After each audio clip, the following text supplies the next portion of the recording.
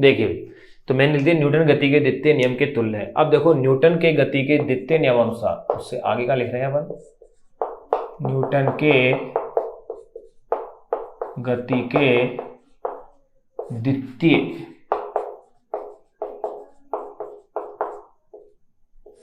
नियमानुसार, अगर न्यूटन गति के द्वितीय नियम से देखें तो देखिएगा F vector is equal to, यानी कि जो बल होता है बाह्य बल, वो रेखीय संवेग के परिवर्तन की दर, रेखीय संवेग के परिवर्तन की दर, यानी जिसे मैं कह सकता हूं dp वेक्टर अपॉन में dt, इसके क्या होती है, इक्वल होती है, F vector is equal to. अब देखिएगा इस प्रकार अपन यो कह सकते हैं,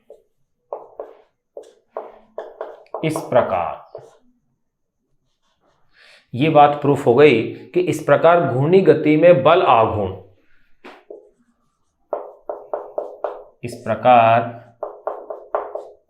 घूर्णी गति में बल आघूर्ण टो वेक्टर वे कोणीय संवेग जे वेक्टर,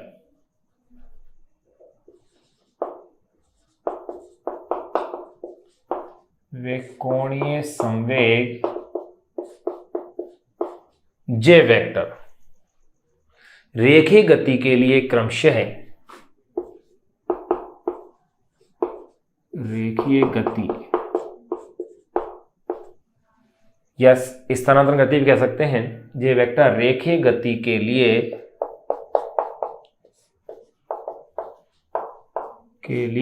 क्रमशः बल F वेक्टर,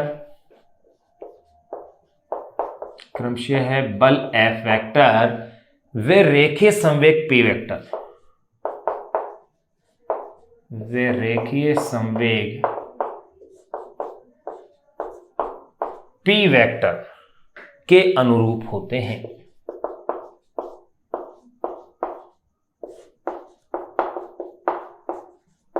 रेखीय संवेग P वेक्टर के क्या होते हैं, अनुरूप होते हैं। तो देखो यहां अपन ने कोणीय संवेग और बल आघूर्ण के मध्य संबंध अपन ने देख लिया है। अब अपन बातें करेंगे कणों के निकाय का बल आघूर्ण और कोणीय संवेग। यहां अपन ने एक कण या एक पिंड की अपन ने बात की थी, पूरा निकाय हो उसके लिए अगर अपन बात करें तो क्या फॉर्मूला आएगा, किस तरह का आएगा, उसको अब अपन यहां समझेंगे।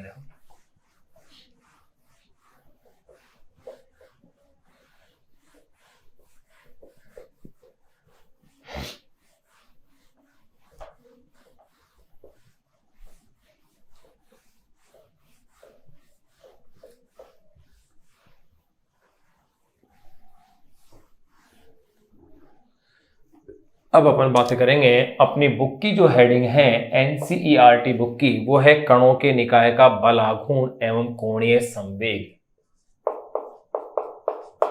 कणों के निकाय का बल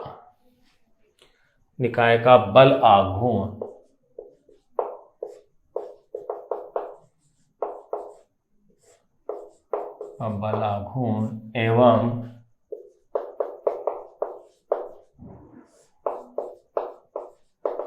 कोणीय संवेग।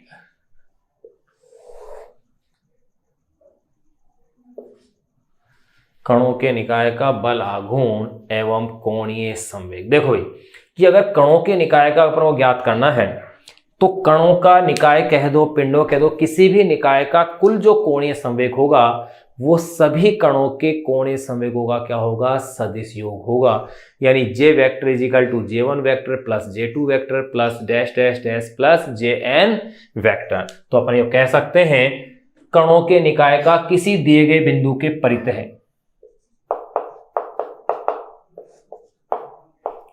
कणों के निकाय का किसी दिए गए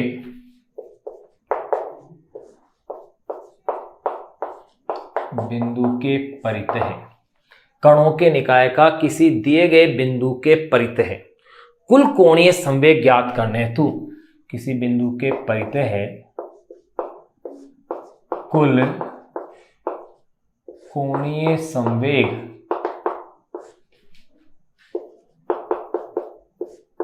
ज्ञात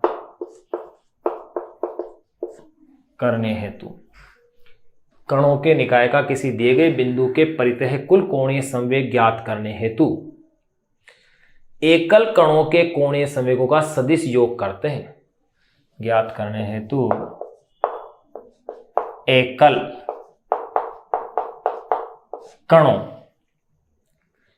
कणों के कोणीय संवेगों का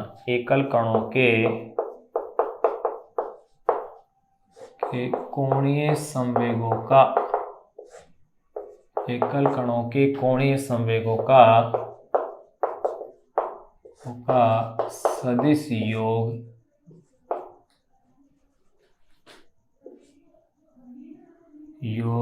करते हैं। ज्ञात करने हेतु एकल कणों के कोणीय संवेगों का सदिश योग करते हैं। अब देखिएगा, अर्थात अपन यूं कह सकते हैं योग करते हैं। अर्थात यानी कुल कोणीय संवेग अगर मैं जे वेक्टर लूं तो ये हो जाएगा J1 vector plus J2 vector dash dash plus Jn vector. ये इक्वेशन आएगी जिसे अपन शॉर्ट में यूं भी लिख सकते हैं। देखो, J vector is equal to sigma या summation I is equal to 1 up to n। J is equal to summation I is equal to 1 up to n I of J या J ऑफ I यूं कह देंगे अपन, J of I इस तरह भी अपन लिख सकते हैं। यानी J vector is equal to summation I is equal to 1 up to n J of I। अब देखिएगा, या इसे आप ऐसे थोड़ा सा और एक्सप्लेन कर सकते हैं कि J vector is equal to summation, क्योंकि आप जानते हो J का मीन्स है R of I cross P of I। इस तरह से भी आप इसे लिख सकते हैं। ये लो है, ये कणों के निकाय के लिए कंप्लीट के लिए वैल्यू आ गई। अगर मैं इस इक्वेशन का टी के सापेक्ष अवकलन कर दूं तो मेरे पास बल आघूर्ण के फॉर्मेट में भी राशि आ जाएगी। देखो कैसे, मैं इसको यूं भी लिख सकता हूं, डीजे वेक्टर अपॉन में dt। गौर कीजिएगा, डीजे वेक्टर अपॉन में dt is equal to d upon में dt समेशन ऑफ या समेशन j ऑफ I। या इसे अपन थोड़ा सा आगे और बढ़ा सकते हैं। किस तरह से बढ़ा सकते हैं वो देखिएगा। यहां मैं इसे कह सकता हूं summation d J of I upon में dt। बात एक ही। और ये अपन जानते हैं ये क्या होगा, टो ऑफ I बन जाएगा। क्या बन जाएगा, टो ऑफ I, क्योंकि I के लिए अपन लिया है। तो देखो यहां मैं कह सकता हूं कि यहां ये क्या है, यहां टो वेक्टर ऑफ I, यहां टो वेक्टर ऑफ I ये है I वे कण पर प्रभावी बल आघूर्ण। I वे कण पर प्रभावी बल आघूर्ण। I वे कण पर क्या है, ये प्रभावी बल आघूर्ण है, प्रभावी बल आघूर्ण है। अब देखिएगा, अब इसी को अपन आगे और बढ़ा रहे हैं। इससे आगे के पार्ट को मैं इस साइड में लिख रहा हूं, तो मैं इसमें इस प्रकार से कह सकता हूं, tau vector of I is equal to, ये तो अपन जानते हैं, R of I vector cross F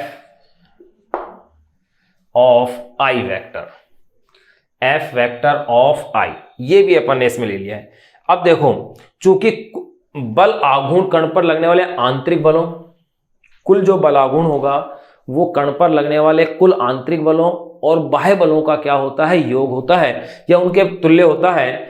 कि उसका अगर योग है तो अपन कैसे कह सकते हैं, चूंकि कुल बल आघूर्ण,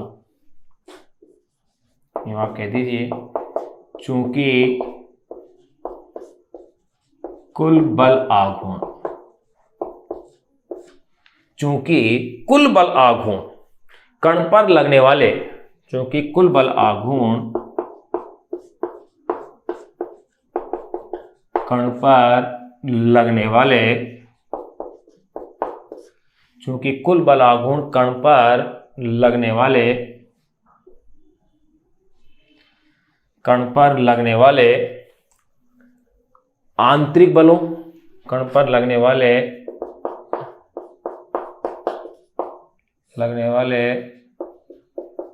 आंतरिक बलों यानी कि एफ इंटरनल कह देता हूं, एफ वेक्टर इंटरनल, इसे मैं कह सकता हूं कण पर लगने वाले आंतरिक बलों यानी एफ वेक्टर इंटरनल, वे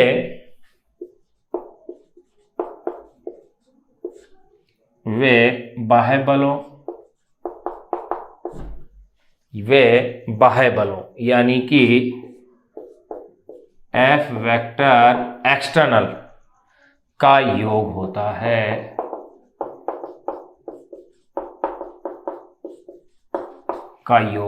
चूंकि कुल बल आघूर्ण कण पर लगने वाले आंतरिक बलों वे बाह्य बलों का क्या होता है, योग होता है।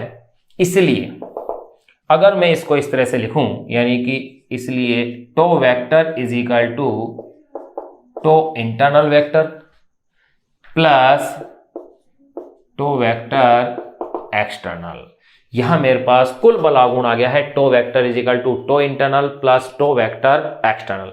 अब जरा इस पे गौर कीजिएगा, मैं यहां पर इसी पद को इस तरह से और बढ़ा सकता हूं, देखो कैसे, चूंकि अगर मैं इसमें टो इंटरनल की बात करूं, चूंकि टो वेक्टर इंटरनल, तो यहां किस प्रकार लिखा जाएगा भाई, टो इंटरनल को मैं किस तरह से लिखता हूं, बल आघूर्ण का मैंने फॉर्मूला यहां लिख ही रखा है, आर क्रॉस एफ होता है, तो यानी कि मैं इसे इस प्रकार कह सकता हूं, summation of R of I vector cross F vector, tau vector internal is equal to summation of R of I vector cross F vector, लेकिन एफ वेक्टर कौन सा आएगा, इंटरनल आएगा, and tau vector external is equal to summation of R of I vector cross F vector external. यहां ये भी इसकी क्या है, वैल्यू है। अब एक बात ध्यान देने की है, यहां बात ये देने की है, न्यूटन की गति के तृतीय नियम के अनुसार किसी भी निकाय के लिए आंतरिक बलों का योग सदैव क्या होता है, शून्य होता है, क्योंकि दोनों बल एक दूसरे के परिमाण में बराबर और दिशा में परस्पर क्या होते हैं, विपरीत होते हैं। तो एक बार आप इसे नोट कीजिए, इससे आगे के पार्ट को फिर अपन इधर नोट करेंगे ताकि अपने पास जगह हो जाए।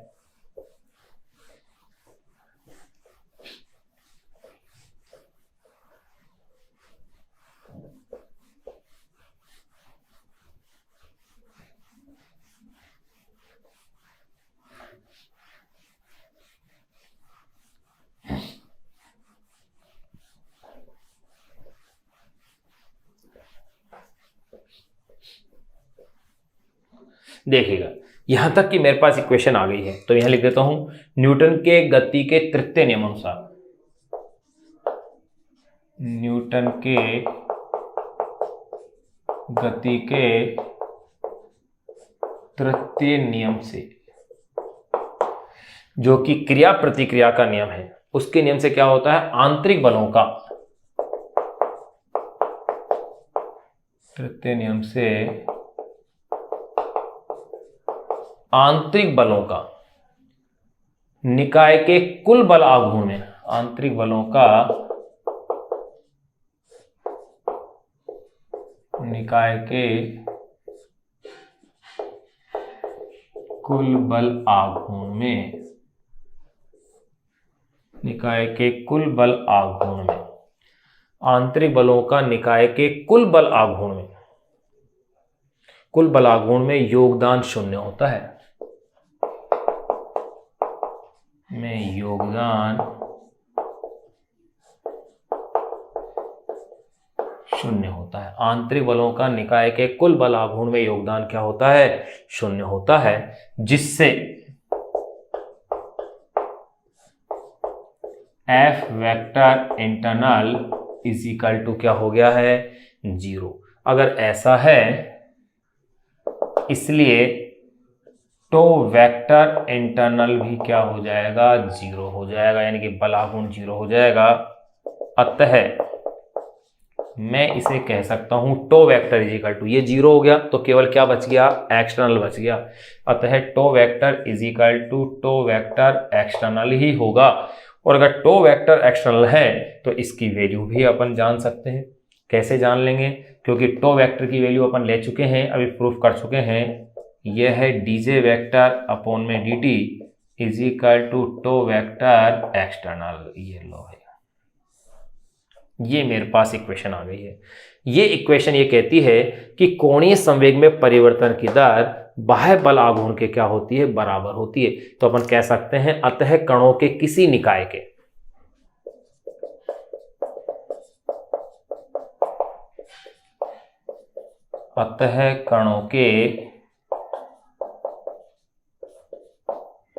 किसी निकाय के कुल कोणीय संवेग में, अतः कणों के किसी निकाय के कुल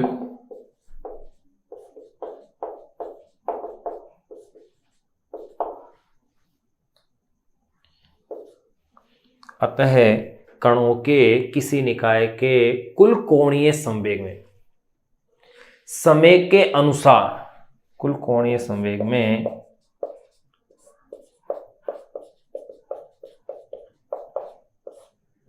समय के अनुसार होने वाले परिवर्तन की दर, समय के अनुसार होने वाले परिवर्तन दर, उस पर आरोपित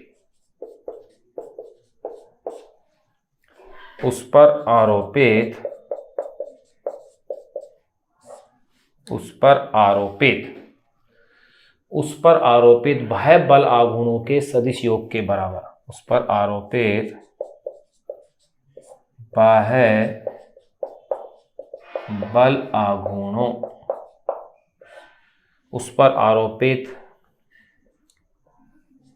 बल आघूर्णों के सदिश योग के बराबर होता है। उस पर आरोपित बाह्य बल आघूर्णों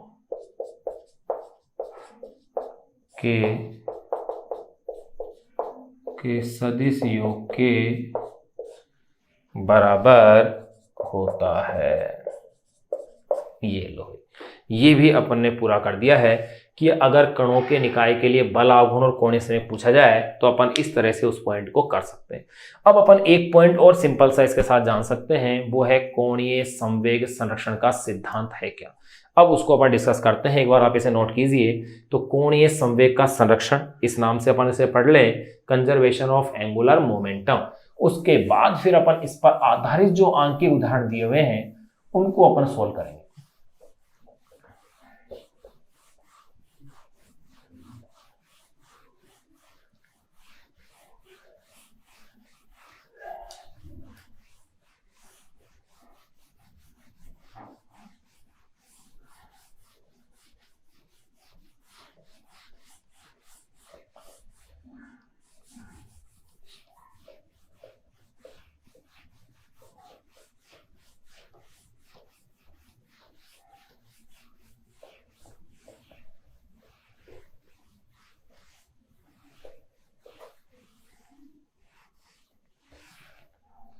देखिए भाई, नेक्स्ट टॉपिक अपन पढ़ने जा रहे हैं कोणीय संवेग का संरक्षण।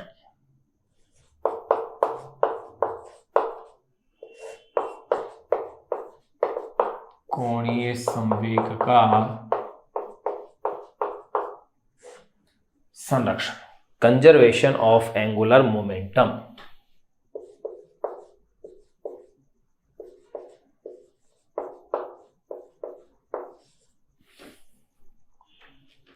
Conservation of angular momentum.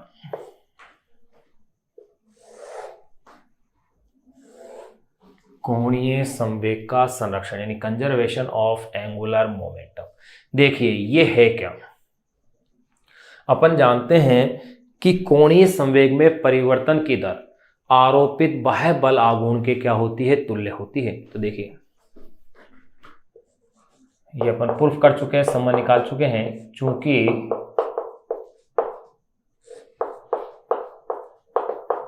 कोणीय संवेग में परिवर्तन की दर, चूंकि कोणीय संवेग में परिवर्तन की दर आरोपित बाह्य बल आघूर्ण, आरोपित बाह्य बल आघूर्ण के तुल्य होती है। अर्थात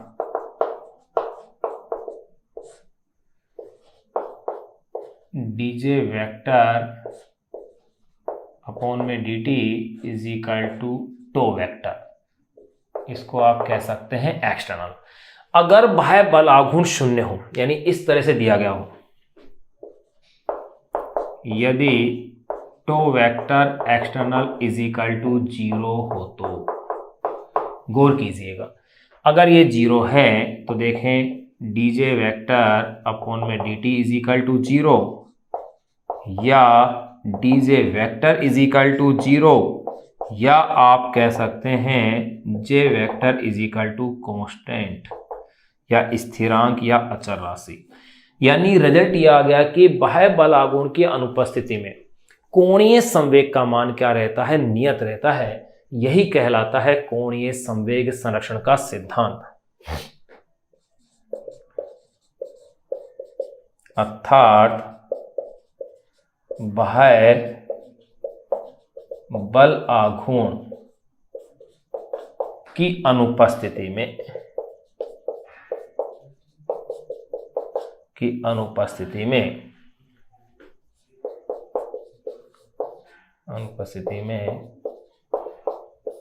कोणीय संवेग का मान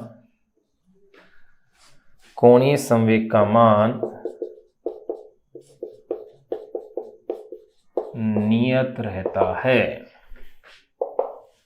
यही कोणीय संवेग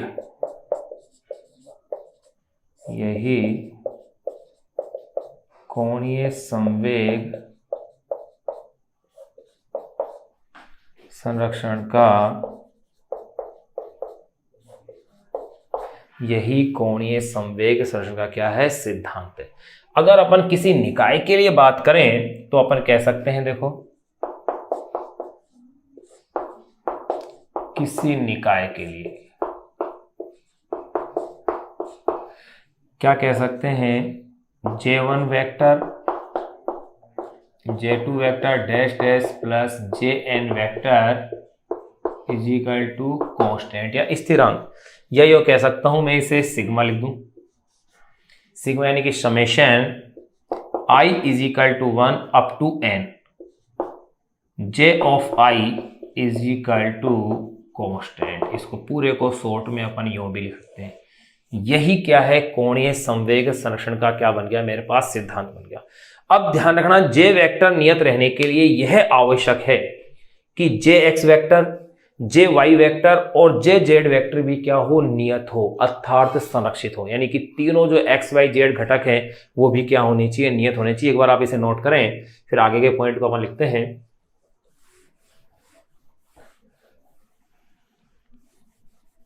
तो ध्यान रखना, sigma I is equal to 1 up to n J of I is equal to क्या है, कांस्टेंट है, यानी कि नियत है, अचर है, स्थिरांक है।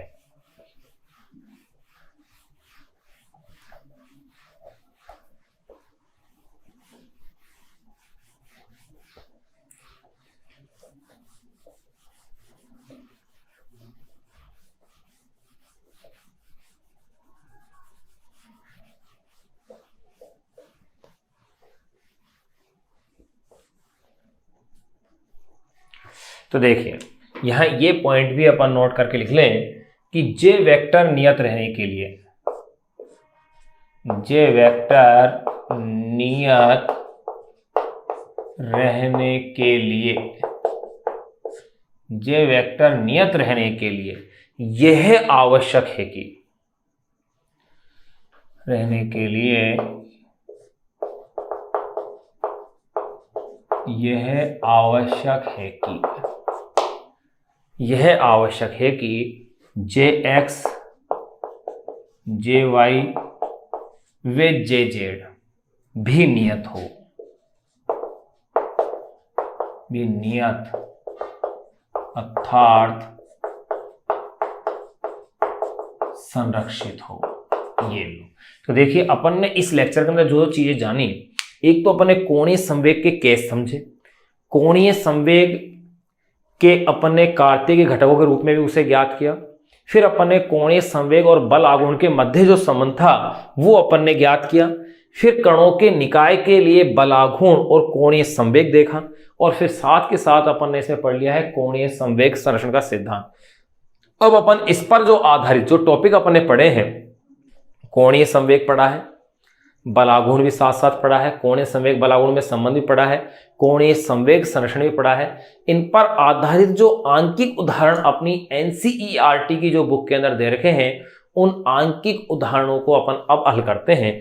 तो देखिए वो क्वेश्चन क्या क्या है, उनको अब अपन जो है डिस्कस करते हैं, ताकि कॉन्सेप्चुअल क्वेश्चन भी और थ्योरेटिकल क्वेश्चन सारे ही क्वेश्चन अपन देखेंगे इसमें, और उन सभी क्वेश्चंस को अपन क्या कर रहे हैं, सोल्व कर रहे हैं।